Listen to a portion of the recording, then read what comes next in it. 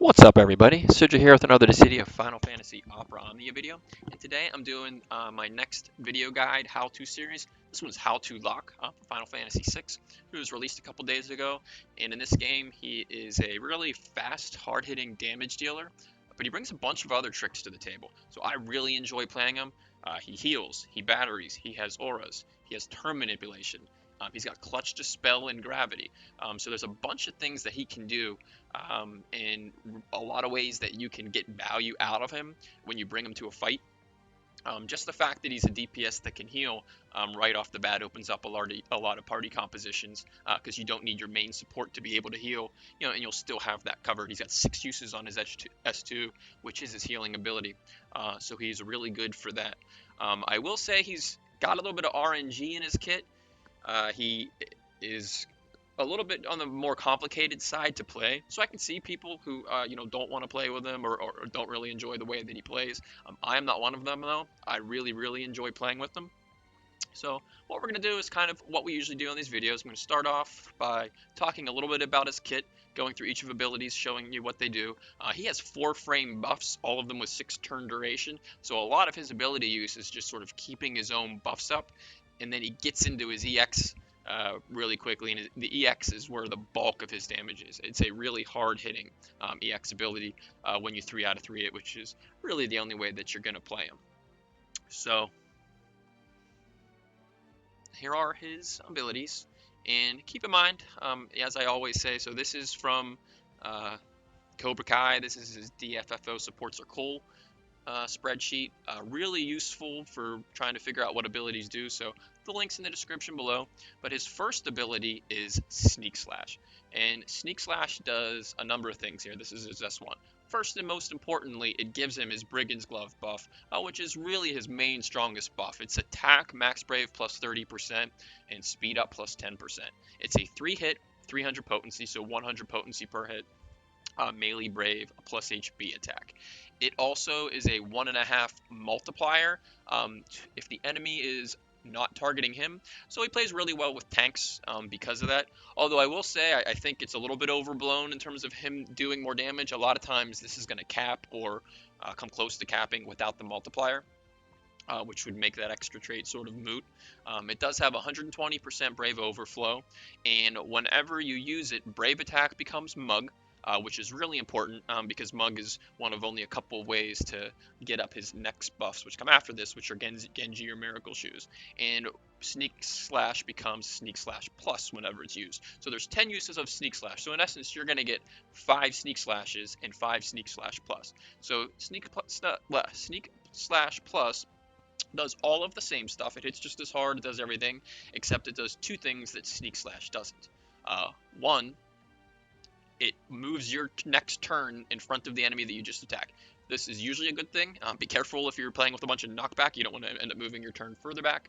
Doesn't happen during summons, but so this gives him some turn manipulation to get your next ability prior to the enemy's next turn. You can use that a number of creative ways in a fight. And the other thing, it gives him his next framed buff, which is random. It either gives him Genji Glove or Miracle Shoes. So you can only have one of these up at a time, and it's a 50-50 chance in terms of which one you're going to get. So if you get Genji, your attack is plus 20%. If you get Miracle Shoes, you get speed plus 10%, Brave regen, and then Brave damage taken down 30%. So this is where a lot of his gameplay sort of comes into play. And we'll get into those when we get into the actual HP attacks that they each give. But next up, we're going to go ahead and talk a little bit about Mug. So Mug, other than Sneak Slash Plus, is the only way to refresh or to grant yourself Genji Glove or Miracle Shoes, which is the buff, one of the 2 buffs you're gonna want up. So it's a Brave attack, it's 2 hits, 180 potency. So the only 2 ways to do it other than the C65 are your Sneak Slash Plus or your Mug, to either trigger one of the abilities or to refresh. But refresh is a little different. It doesn't refresh the duration of that actual buff. It will give you 6 turns of one of them again randomly. So whether you Sneak Plus or you Mug while Genji or Miracle's up, there's a 50% chance the buff will switch on you. In either way, it's going to go to 6 turns. So the HP plus attack that each of these give are what drives a bunch of his gameplay. So Genji is the hard-hitting one. It's a 2-hit, a Brave plus HP attack with overflow up to 120%. Miracle, on the other hand, is unique in that it doesn't take a turn count. It dumps the Miracle Shoes, and it gives you instant turn rate. So after you use Miracle Shoes, you get a free turn, but you're going to have to do something to put up Genji Glove or Miracle Shoes again, because unlike Genji Glove, where you can use the HP attack and you'll still have Genji up, when you do it on Miracle Shoes, it drops your Miracle Shoes buff, which means you're usually going to mug or hopefully go into your Sneak Attack Plus to get another buff up again. In general, and there are some specifics where it might not always work like this, but as a general rule when you're playing them, dump your Miracle, ride your Genji. So you're going to want to use the free attack as soon as possible and get up the buff again.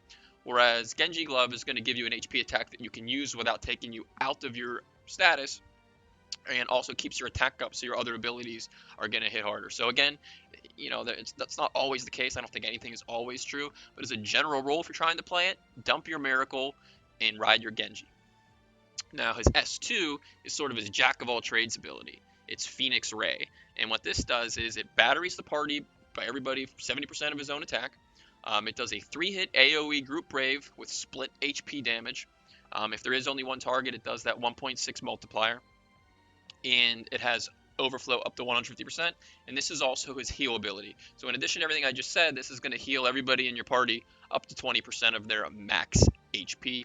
You get 6 uses of this. So this one you're kind of holding for most of the fight unless there's a really good neat reason that you need to use it, and you're going to use it for heals, for battery, during the summon, toward the latter half of the fight when shaving gets a little more difficult. It's kind of your Swiss Army knife ability. His C65 is interesting. You get 2 uses of it in that it's a 50% Brave reduction on the target, which also gives that amount to you. So this is really nice. I mean, we've been through a number of Chaos fights so far where gravity was just a really useful thing to have in clutch, towards the end of a fight, where being able to remove it or not is what determines if you're going to win or lose the fight. So he has that via his C65. In addition to that, it also removes a buff from the target. So he gets a little bit of Dispel here. You only get 2 of them, and they only take off 1 buff each. So you're not going to rely over it on a long fight, but to take off one really important buff, you can certainly use him to do that. So that's a C65. What we're going to talk about now is Mirage Dive. And before we do that in terms of it and its damage, the one thing I do want to mention right here, this Party Break bonus, plus 100% upon inflicting Brave Break. So this is pretty nice. So normally right now in Chaos, you get 2,590 per person whenever you break somebody. So Locke gets 5,180. But with there's a sphere that kind of does the same thing that Balthier has. Bahamut's Summon kind of does it, where if you max out with the sphere with Bahamut, you can actually make a party where he is giving 9,000 AoE Brave to everybody every time there's a break. You pair that with a Rebreaker, and he's actually capable of a lot of battery in that specific situation. Kind of fun and a little different to build a party like that. Now, the ability itself, it used to be a 6-hitter for 350 potency, gives Treasure Hunter. It's attack and max Brave plus 20%, speed plus 10%. So that's his 3rd framed buff that he gives himself. But now with the EX Plus, a little 350 potency attack is no longer the case. With his 3 out of 3, which is the way you're going to play him, what used to be a 6-hit 350 potency attack is now a 12-hit 1080 potency attack, and it dumps the HP in the middle there. So you get 6 hits HP dump, 6 more hits, and other HP dump. This is a really, really hard-hitting ability. Just for comparison's sake, Cloud also has a 6-hit dump, 6-hit dump EX Plus. His is 750 potency, so each one of his attacks in there of those 12 are 60 potency. Locks are 90, so it actually hits considerably harder whenever you're in high defense situations where you're just not capping it on every hit. So it's basically, Cloud's EX, plus 1. In addition, instead of splitting the damage like Cloud does, it does 20% splash damage to each target. So this does a ton of damage, and it's on a slightly fast recast. So he gets off, he can rip him off pretty good. I know I got to the point where I was, 1 ability and 1 HP attack, and it's back up. So this is where a lot of his damage comes from. You tend to be maintaining his buffs while you're fighting, and then just using abilities that you have to do that, and then using his EX plus every time it's up to really get as much damage as possible. But now with the EX plus, it also gives him his fourth framed buff, which is Master Scroll. And what Master Scroll is, while it's up, it gives him a 20% max Brave overflow. And he will have this up. It doesn't overwrite Genji or Miracle Shoes, so you can have them both up at the time. But the HP attack, it actually gives him a third. So he has 3 different HP plus attacks depending on what buffs he has up. The HP attack sits on top of Genji or Miracle Shoes HP attack. So even if you have Genji or Miracle Shoes up, you can't use that HP attack while you have Master Scroll up until you dump Master Scroll. Now what Master Scroll is, it's a 4-hit Brave plus HP attack, and it dumps it in the middle. So 2 Brave hits HP attack, 2 more Brave hits HP attack. So his EX is kind of like the gift that keeps giving. You get a another HP attack that you can either keep up if you want to just keep the overflow buff, or dump it for more damage than you're normally going to get out of a standard HP attack. So the decision making matrix when you're playing them is pretty high. It's like, oh, do I want to use this or do I want to dump it? So you're looking to see how long buffs are going to stay up. You don't want to lose let's say a Genji free attack. So maybe that'll have to force you to use the Master Scroll to, I'm sorry, not the Genji, the Miracle Shoes free attack, right? So you want to use the Master Scroll so that you can get to the Miracle before the Miracle buff drops. So that's the type of things to look out for. We'll get into that into the actual gameplay. But yeah, I mean, that is pretty much how it works. I will say, because he has 4 frame buffs, he's pretty nice if the enemy is debuffing your party, because with some buffs you can just push off the debuffs really quick. Anybody who gives 2 buffs can just use that ability that gives the 2 buffs and push him off in one fell swoop. Lastly, he does bring some auras to the party, so he is not wholly selfish. So he's got party max Brave plus 20% and speed plus 10% while buffed. So he has 4 buffs. He has a hard-hitting EX. He's got an S2 that heals in batteries. But like I said, you're constantly using a bunch of these abilities to refresh or to get his buffs up. So it's like a little mini game that he plays with himself at the same time he's fighting an enemy. So we'll go ahead and show you that when we get into the actual gameplay. But before we get into the gameplay, let's talk about some party comps, right? Because there are some things that he would fit into really well, and then others, primarily because he has 4 frame buffs, that you really wouldn't want to use him for. If you have too many party buffs, you're going to be knocking off those last 2, which usually is a bad idea. Anytime you're losing buffs, you drop party efficiency. So let's go ahead and take a look at some party comps that he works really well in, and I'll explain to you why. So here's the first one, and he works really great with Sarah. Sarah has 2 buffs that she gives via her Moonlight, right? Generic attack and max Brave, both of which he needs, and it fills in his last 2 buff slots, so they fit together perfectly. She also brings auras, debuffs. She doesn't heal, so that way he gets full use out of his heals. And Zach in this party, so this is a tank party here. You could put Celeste in here right now. She works great in this slot, and she came on Locke's banner. Zach also has auras in his EX plus releases here. He's going to get really strong, as is Sarah. Hers is up first. But this is a really good party, able to tackle a lot of different content. I don't know that there's a party member that works better with Locke than Sarah. Right now, between her generic buff and her auras, 100 attack is the most that any other unit can impact attack. And she's all around just a really good unit. And then the 2 buffs in one ability use to instantly knock off any debuffs if needed could come in handy in a lot of fights if you plan for it. So really good party right here. This will be able to tackle, especially as Sarah gets stronger, right, and as Zaxxon gets stronger, tackles content in Chaos for quite a while. Here's one with Lilith, right, another support who doesn't heal, but she brings some attack, max Brave buff, which is, by the way, her 1 party buff, so she fits in with Locke. A lot of battery, safety, so you can play tankless. I'm putting Squall here in this party, right? A lot of people have him built.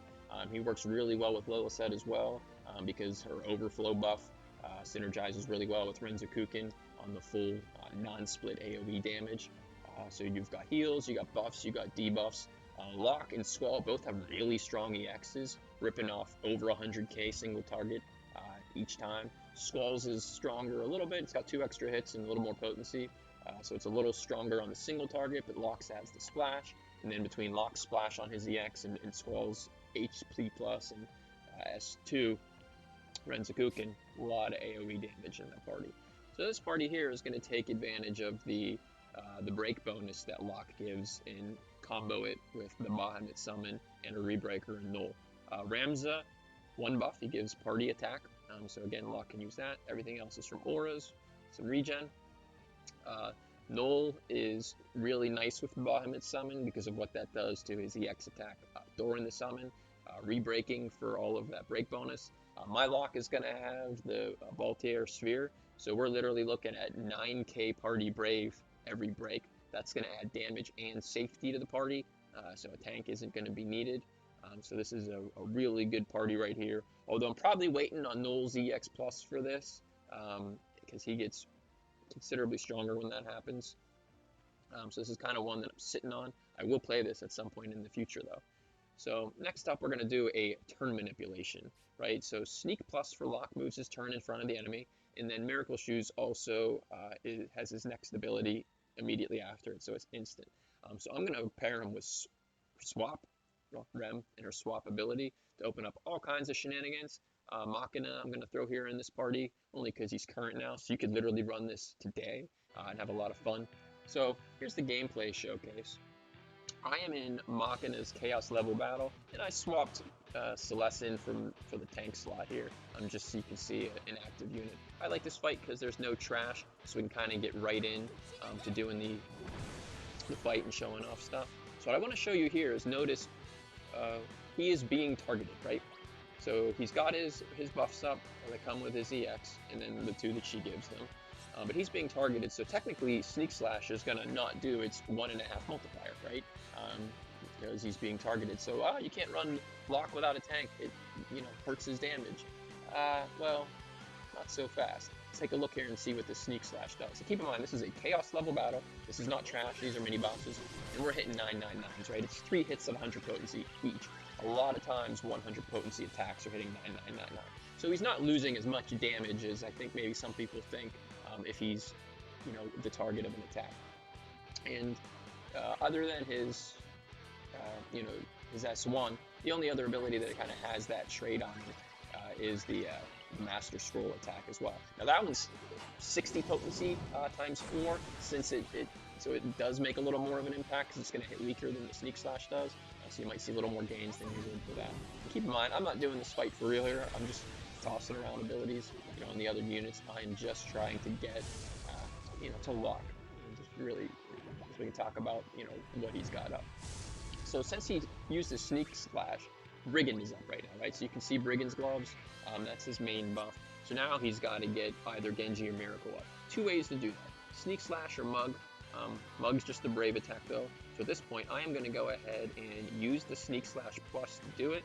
And when I use it, not only is it going to do damage, but watch the turn order. See the behind A right now is Locke. Notice when I do that, it's going to put me right up in front of B that I just attacked. So you can do a lot of interesting things with this over the course of a fight, and allows you to burst some damage quickly too. So now we're going to take a look at his buffs. He's got them all. So now he has his Miracle Shoes, but remember, that's behind Master Scroll. So I'm going to have to dump this Master Scroll here before I can get to that Miracle attack. So I'm going to go ahead and do that here on this turn. It's going to do 2 hits, dump some HP, and do 2 more hits. So, at this point, you're using HP attacks anyway, so we're not losing anything here. So there we go, 52k damage. And we'll take a look at this lovely spinning edge here. So if you have Celeste, have fun with her. I think she's a really good unit. Underrated. I think she can tank a lot more than magic attacks, even though obviously that's her specialty. She's got Brave cashback for days. So she's not getting broken, and she's got Last Stand to not die. So now we're going to go ahead and dump this free turn. So notice, look, I'm on turn 10.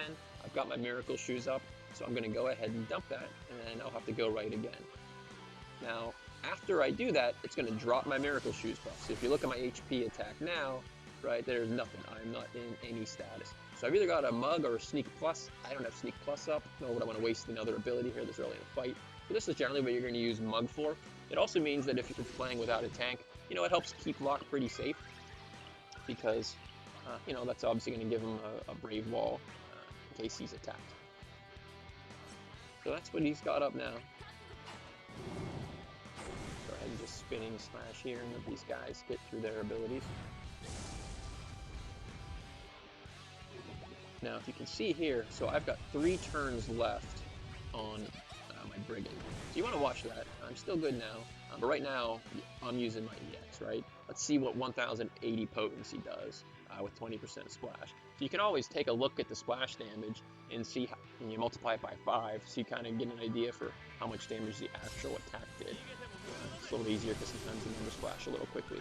You can see 27k there, so it did basically 135k on the main boss, 27k, so that was 160k damage he just ripped off right there. Again, a lot of people say that's mediocre. I do not consider Locke a mediocre damage dealer. I consider him a really good damage dealer. To me, that's good output at this point. And you can see here, if you look at his buffs, he's got the full 6 up, right? So he's got his 4 and then the 2 from Sarah. Now, Master Scroll is going to be up, so I'm not able to get to my Genji attack, right? So you can see there I have Genji Glove up, but I don't need to right now. I can just write out this 20% attack. So what I'm going to do now is just go ahead and drop Sneak Slash, because I only have 2 turns left on Brigand. So this will refresh that and give me 6 turns on Brigand, and I don't have to worry about Sneak for a while. That also means that my Sneak Plus is now sitting there, right? So now I can either just wait for Brigand to run out to where I have to do it, or find an opportunity where I might actually have a really nice play with moving in front of the enemy. So again, you're thinking about a lot of things as you play it. But right now, I'm going to go ahead and dump this Master Scroll, right, so I can get to my normal Genji HP attack. So again, strong HP attack. When you do that, makes his EX kind of like the gift that keeps giving, and that you get that, you know, extra strong HP plus to use. Considering how good damage the EX already does, you know, I think that that's a, you know, definitely an asset to his kit. So go ahead and let these guys go here.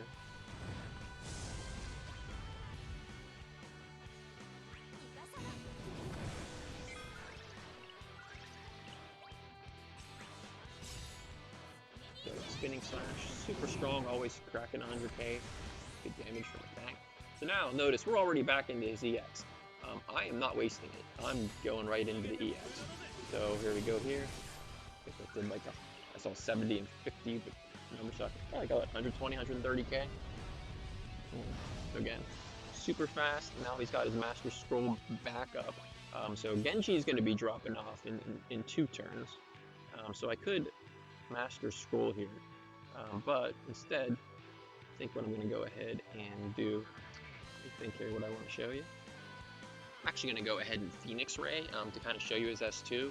Again, this is the heal and battery, and since I have Master Scroll up, instead of the 150% overflow it normally does, it's going to have 170% overflow. And notice there I also batteried up 14k to my other party members. So really nice in terms of the overall damage that does.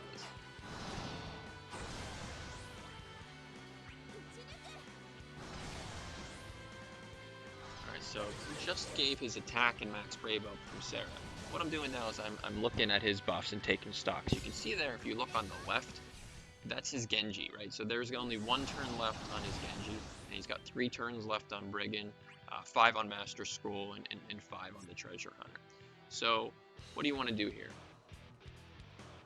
And you've got a couple different options depending on, you know, what it is that you're trying to accomplish. So first off, you could Sneak Plus, right? So that'll move you in front of the enemy. That will take that, you know, 1 turn that you have of Genji, and it'll give you either Genji or Miracle for 6 turns, and that way you don't ever let, you know, that buff fall off. So that is certainly an option. Or you could Mug just to refresh that. I'm not gonna Mug. I don't think that's a good play here. And you want to use as few Mugs as possible because it's, you know, it's a non-damaging turn. But the other thing you can do is if you use your Master Scroll now, you still have your attack bonus up, right?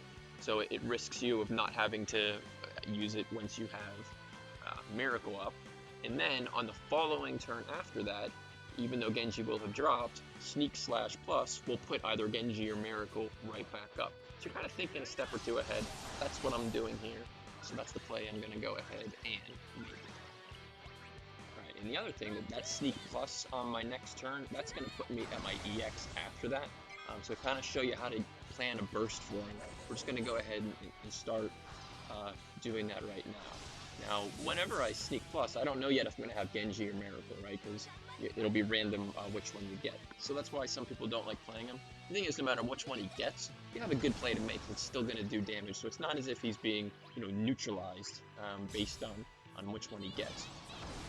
So the other thing to keep in mind is if you use Sneak Plus and you knock an enemy back, your sort of turn is in front of them, but in front of where they got knocked back to. So if you see right here, I'm going to be breaking B, so I'm actually going to go between A and B on my next turn after I attack him right here. The other thing is they both have Brave, they both have a buff, so I think I'm going to take this as an opportunity to show you sort of the C65 on my next turn as well. So if I want to go before them both, I would actually, I can't, right, because A is going to knock back. So I'm just going to stick myself right in between them here by doing it on B. And now my EX is charged. I also have good counts on all my buffs, right, so I'm not really worried about anything dropping. So we'll let them do what it is they're going to do. And now let's pretend this is later in the fight, and that's something considerably worse than 5701, right? He also has a buff up. Let's say that's something dangerous. I'll take half of your Brave. Thank you very much. Buff disappeared, and now I'm going to go ahead and burst into the X. So I'm in Genji gloves, which is perfect.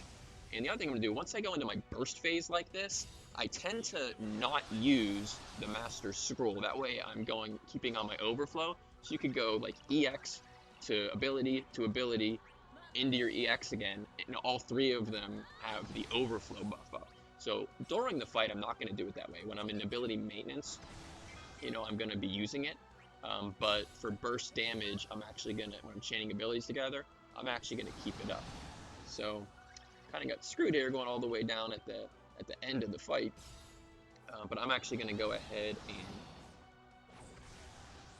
do my Phoenix Ray, so you can see how much damage this does in summon. Batteries everybody up. Wish it was earlier in the summon, but it wasn't. So that's it. That's kind of how he does the burst phase. And then I'm just going to show you sort of his last couple attacks here. We'll go ahead and get into one more EX with his buff up, right? So I'm not blowing this Master Scroll. I'm just going full bore damage right here.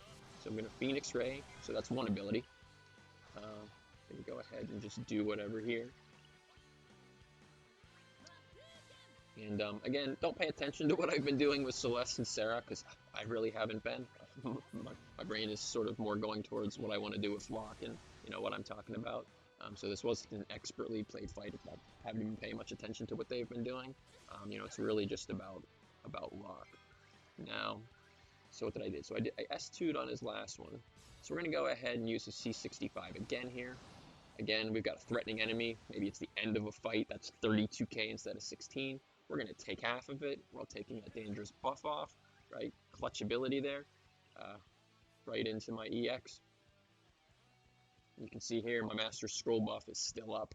I didn't use it because I'm in my sort of burst damage phase. So I think that's going to go ahead and be where I'm going to cut off this video. I hope you all enjoyed it. I hope you learned something. I know this was a little bit longer than I normally make them, but there was a lot of stuff to explain. So if you think it went too long, just go ahead and do a dislike on the video, and then that way I'll know that figure out a way to make it shorter even if it seems longer in the future. But have a good day, everybody, and if you pull a Locke, have fun, win some content with them, and enjoy. Bye.